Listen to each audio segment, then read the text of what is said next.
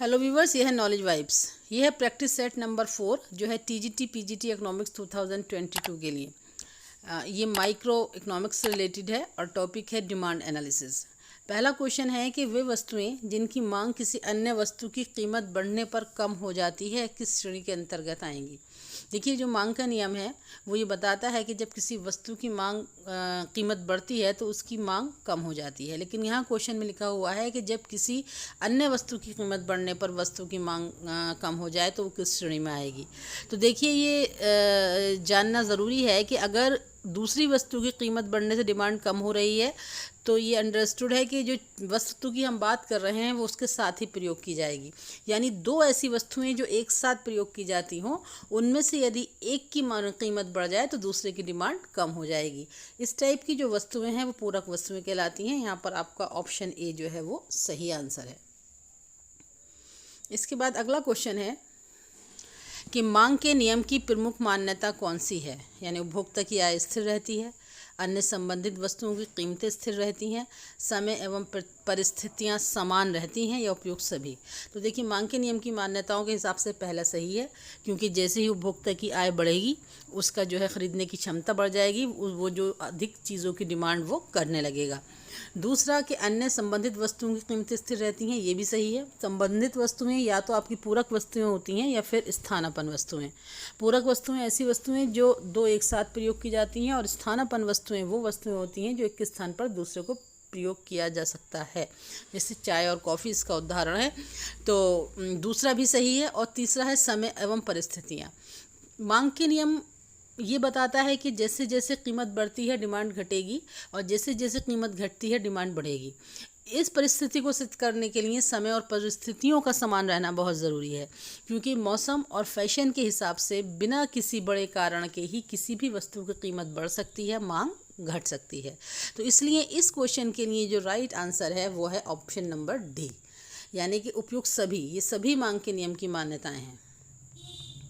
इसके बाद अगला है कि यदि वस्तु ए की मांग बढ़ने से बी वस्तु की मांग भी बढ़ जाए तो ए और बी प्रतिस्थापक हैं, ए और बी परिपूरक हैं, ए और बी वस्तु से निकृष्ट है, ए वस्तु बी वस्तु से उत्कृष्ट है।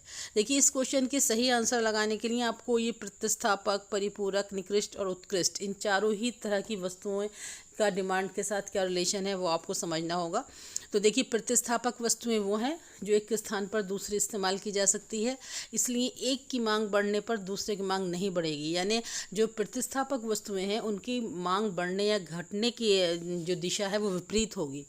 परिपूरक वस्तुएं या पूरक वस्तुएं वो वस्तुएं हैं जो एक साथ डिमांड को बढ़ाएंगी और एक साथ डिमांड को घटाएंगी। तो इस जो क्वेश्चन के लिए सही आंसर है वो है ऑप्शन बी। तीसरा है निकृष्ट वस्तु। निकृष्ट वस्तु ऐसी घटिया किस्म की वस्तु होती है, गिफिन वस्तुओं से थोड़ी अलग इसकी जो है वो विशेषताएं हैं कि जब व्यक्ति की आय बढ़ती है तो निकृष्ट वस्तुओं की जो है डिमांड वो घट जाएगी। उत्कृष्ट वस्तुएं वो वस्तुएं होती हैं जो आय के बढ़ने के साथ अपनी डिमांड बढ़ाएंगी, यानी प्रतिष्ठा सूचक वस्तुएं हैं ये। तो जैसे जैसे व्यक्ति की जो इनकम है, जो आय है वो बढ़ेगी, वो महंगी वस्तुएं खरीद कर समाज में अपना एक स्टेटस मेंटेन करना चाहेगा। तो ये वस्तुओं की जो डिमांड है उत्कृष्ट, वो आय बढ़ने के साथ बढ़ेगी। निकृष्ट वस्तुओं की डिमांड आय बढ़ने के साथ घटेगी, यानी विपरीत चलेगी। परिपूरक वस्तुएं आपस में एक साथ मांग को बढ़ाएंगी और एक साथ घटाएंगी, और प्रतिस्थापक वस्तुओं की डिमांड जो है वो एक दूसरे के अपोजिट चलेगी। इसके बाद अगला है कि ड्राइव डिमांड किसे कहते हैं या व्युत्पन्न मांग किसे कहा जाता है। देखिए, डिमांड दो तरह से होती है। एक तो होती है डायरेक्ट डिमांड, जो चीज़ आप बाज़ार से ख़रीद के लाते हैं, प्रोडक्ट्स यानी जो रेडी टू कंज्यूम गुड्स हैं, उनकी जो डिमांड होती है वो डायरेक्ट डिमांड होती है। और ड्राइव डिमांड जो होती है वो डिमांड होती है जो उन रेडी टू कंज्यूम चीज़ों को बनाने के लिए जिन चीज़ों की ज़रूरत पड़ती है उनकी डिमांड है। जैसे कि मान लीजिए किसी तरह की टी शर्ट्स की अचानक से बाज़ार में डिमांड बढ़ जाए, तो उस टी शर्ट की बढ़ी हुई डिमांड को पूरा करने के लिए जो मशीनरी लगेगी, जो कैपिटल की ज़रूरत होगी या जो लेबर की ज़रूरत होगी, वो ड्राइव डिमांड होगी उन टी शर्ट्स के लिए। तो जो ड्राइव डिमांड्स है या व्युत्पन्न डिमांड है वो एक वस्तु की मांग स्वतः दूसरी वस्तु की मांग को जन्म दे, यानी ऑप्शन बी यहाँ पर जो है आपका वो राइट आंसर है। इसके बाद अगला है कि अधिक कृषि उत्पादन होने पर भी किसान गरीब रह जाता है। किसान की इस गरीबी के कारण कृषि उत्पादन की मांग की लोच किस प्रकार की प्रकृति की होती है। तो देखिए, जो कृषि उत्पाद हैं उनकी जो मांग की लोच होती है वो सदैव बेलोचदार होती है, क्योंकि कृषि उत्पादों में अनाज, सब्जियां, फल, दूध तो नहीं आएगा, वो दूसरा हो जाए, प्राथमिक सेक्टर से ही है वो, लेकिन दूसरा हो जाएगा। ये सारी चीज़ें हैं जिनका इस्तेमाल जो है एक सीमा के अंदर ही किया जाएगा।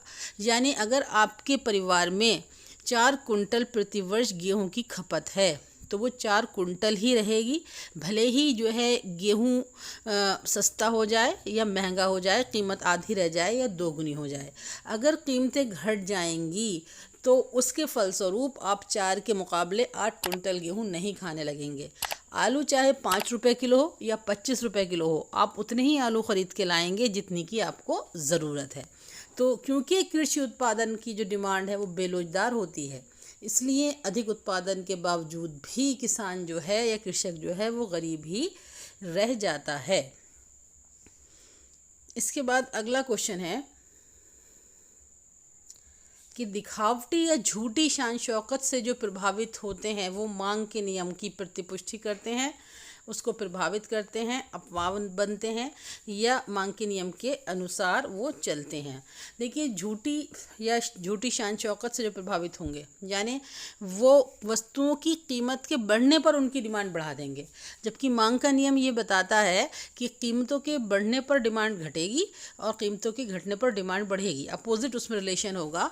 लेकिन झूठी शान शौकत के लिए जितनी वस्तुएं जो जितनी महंगी होती हैं उनकी डिमांड उतनी ही बढ़ जाती है। तो जो दिखावटी या झूठी शान शौकत से प्रभावित हैं वो मांग के नियम के अपवाद होते हैं। यहाँ पर ऑप्शन सी जो है आपका राइट आंसर है।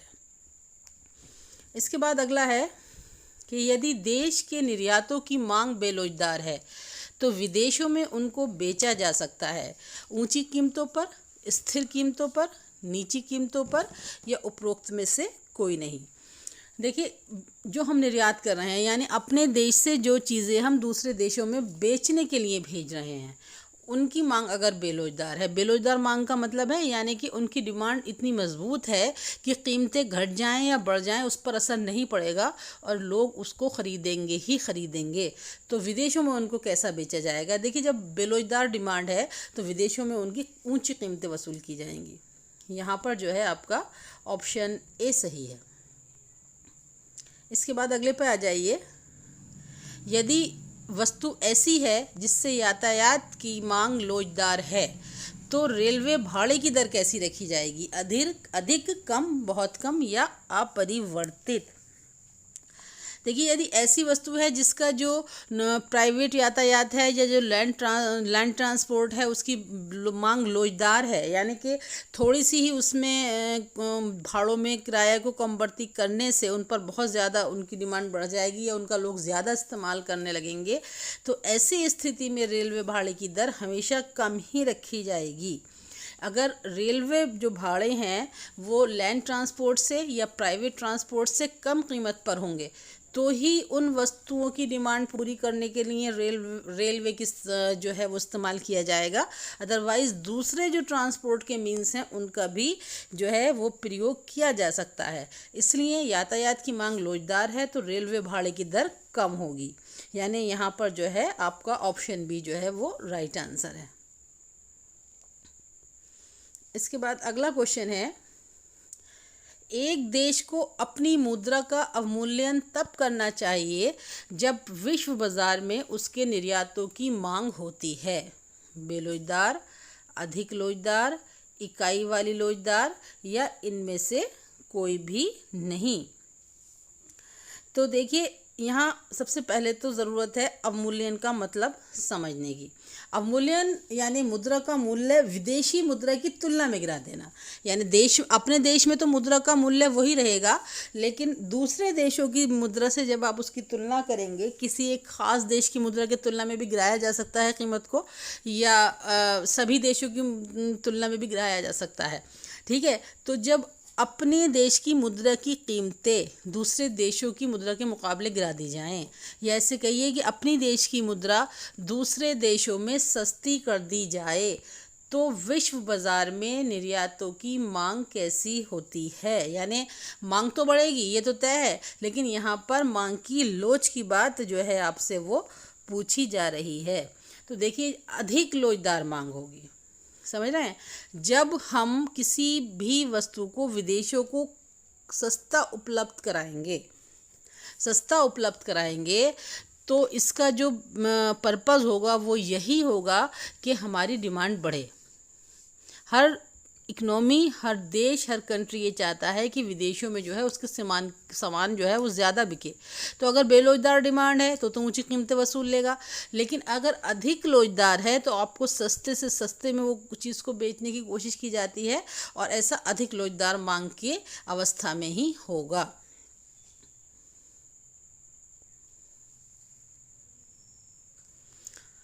दूसरा क्वेश्चन है, जब किसी व्यक्ति की आय में वृद्धि होती है तो उस उपभोक्ता के लिए निकृष्ट वस्तुओं की मांग बढ़ेगी, घटेगी, स्थिर रहेगी, या उपरोक्त में से कुछ भी नहीं होगा।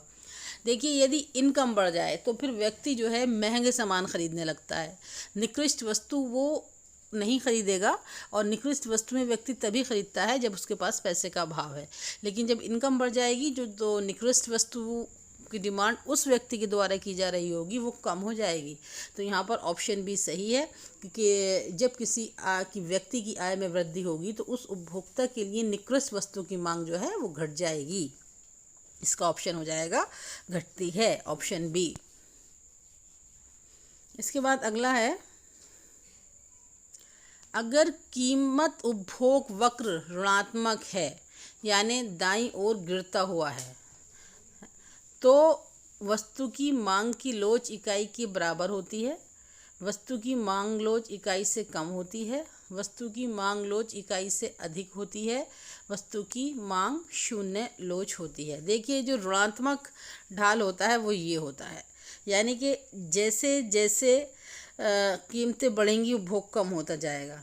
ठीक है, पीसीसी जिसे कहते हैं उसके ढाल की बात चल रही है। तो जब उसका ढाल ऋणात्मक होगा तो इसका मतलब ये होता है कि जो आपका वस्तु की मांग है, वस्तु की मांग की लोच है, वो इकाई के बराबर होगी। यहाँ पर ऑप्शन ए आपका जो है वो राइट आंसर है।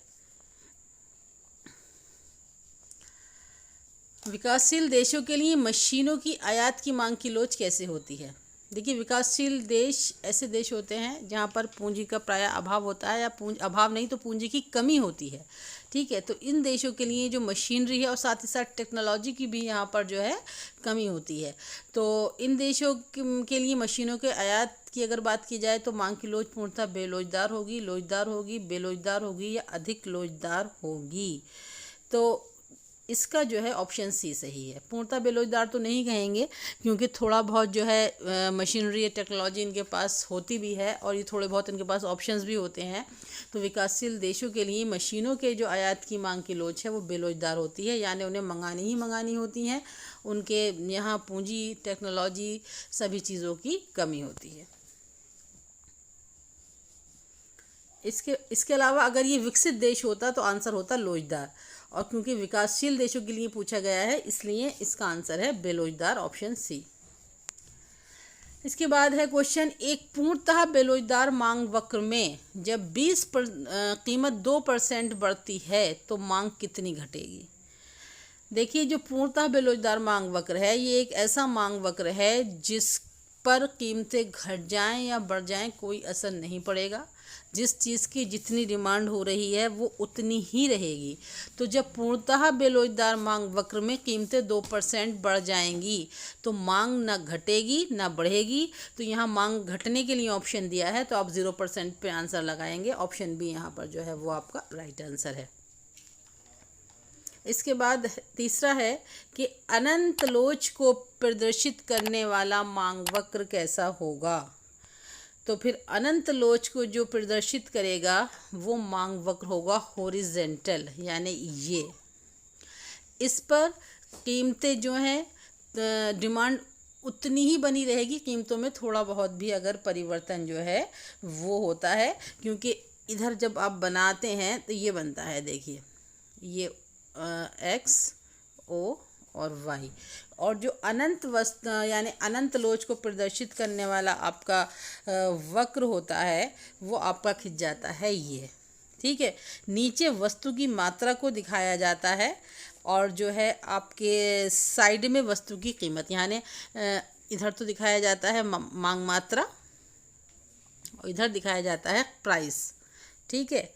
तो जो अनंत लोच होती है वहाँ पर सीधी हॉरिजेंटल रेखा के रूप में इसे दिखाया जाता है, यानी कि कीमतें वहीं की वहीं रहती हैं और हल्का सा नाम मात्र लेश मात्र का भी उसमें परिवर्तन होता है। तो डिमांड जो है यहाँ से बढ़कर यहाँ या यहाँ ये कहीं तक भी जा सकती है। तो अनंत लोच को प्रदर्शित करने वाला मांग वक्र होगा horizontal. Option D is right answer. इसके बाद है कि ये आखिरी सवाल है आज के सेट का कि चाय की कीमत बढ़ने पर और कॉफ़ी की कीमत घटने पर क्या रिज़ल्ट आएंगे। अधिक चाय ख़रीदी जाएगी, अधिक कॉफ़ी ख़रीदी जाएगी, अधिक चाय और कम कॉफ़ी ख़रीदी जाएगी, या फिर कम चाय और अधिक कॉफ़ी ख़रीदी जाएगी। देखिए कीमत बढ़ रही है चाय की तो चाय जो है हो जाएगी कम कीमत बढ़ने के लिए, और कॉफ़ी की कीमत घट रही है तो ये हो जाएगी अधिक। तो ऑप्शन डी जो है यहाँ के लिए राइट आंसर है। इसके बाद अगला जो क्वेश्चन है ये आप लोगों के लिए है। इसका आंसर आप हमारे कमेंट बॉक्स में दें कि परिपूरक वस्तु यानी पूरक वस्तु भी आप इसे कह सकते हैं। परिपूरक वस्तु की मांग वक्र की स्थिति निम्न में से कौन सी होती है। ये एक्स अक्ष के समानांतर यानी हॉरिजेंटल होंगे, ये बाएं से दाएं नीचे झुके हुए होंगे, ये पूर्ति वक्र की भांति घनात्मक ढाल वाले होंगे, ये जो है वाई अक्ष के समांतर यानी वर्टिकल होंगे। इसका आंसर आपको कमेंट्स बॉक्स में देखना है। शेप में बता दे रही हूँ, हॉरिजेंटल होगा ये, नीचे झुकता हुआ यानी ऋणात्मक ढाल ये होता है। इस ऑप्शन के लिए घनात्मक ढाल ये होगा और इस आखिरी वाले ऑप्शन के साथ जाएंगे तो वक्र का ढाल ये होगा। तो आपको बताना है कि इन सब में से किस टाइप का वक्र जो है परिपूरक वस्तुओं के संबंध में बनेगा। अगर आपको हमारी वीडियो पसंद आई हो तो इसे लाइक और शेयर करें, हमारे चैनल को सब्सक्राइब करें। Thanks for watching.